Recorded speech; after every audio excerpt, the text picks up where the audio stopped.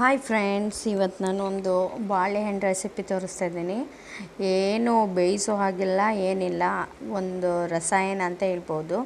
ನಮ್ಮ ಕಡೆ ಪಂಚಾಮೃತ ಅಂತೀವಿ, ಮತ್ತು ಹಣ್ಣು ತುಪ್ಪ ಅಂತ ಹೇಳ್ತೀವಿ. ಬಟ್ ನಾವು ತುಂಬ ಬಾಳೆಹಣ್ಣಿದ್ದಾಗ ವೇಸ್ಟ್ ಆಗ್ದಂಗೆ ಈ ಥರ ಮಾಡ್ಕೋಬೋದು. ಇದಕ್ಕೆ ನಾನು ಇವಾಗ 4 ಬಾಳೆಹಣ್ಣು ಅಷ್ಟೇ ತೊಗೊಂಡಿದ್ದೀನಿ.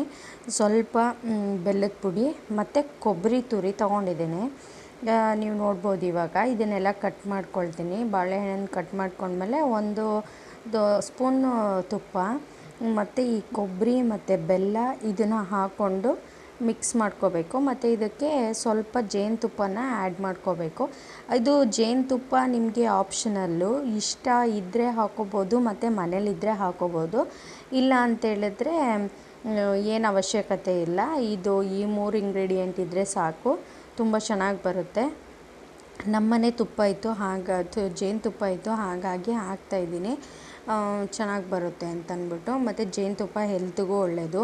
ಮತ್ತು ಈಗ ಕೆಮ್ಮಾಗೋದಕ್ಕೆ, ಈಗ ಬಾಳೆಹಣ್ಣು ಜಾಸ್ತಿ ತಿಂದರೆ ಒಬ್ಬೊಬ್ರಿಗೆ ಕೆಮ್ಮಾಗುತ್ತೆ, ಅದು ಸಹ ಜೇನುತುಪ್ಪ ಹಾಕೋದ್ರಿಂದ ಅವಾಯ್ಡ್ ಆಗುತ್ತೆ.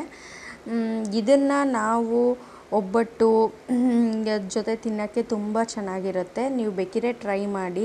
ನಾನಿವತ್ತು ರೆಡಿಮೇಡ್ ಒಬ್ಬಟ್ಟು ತಂದಿದ್ವಿ ನಾವು ಮನೆಗೆ, ಹಾಗಾಗಿ ಅದೇ ಒಬ್ಬಟ್ಟು ಜೊತೆಗೆ ಇದು ಬಾಳೆಹಣ್ಣು ಇತ್ತಲ್ಲ ಅಂತಂದ್ಬಿಟ್ಟು ರಸಾಯನ ಥರ ಮಾಡಿದ್ದೀನಿ. ನೀವು ಟ್ರೈ ಮಾಡಿ ಫ್ರೆಂಡ್ಸ್, ತುಂಬಾ ಚೆನ್ನಾಗಿರುತ್ತೆ. ಟ್ರೈ ಮಾಡಿ. Thank you.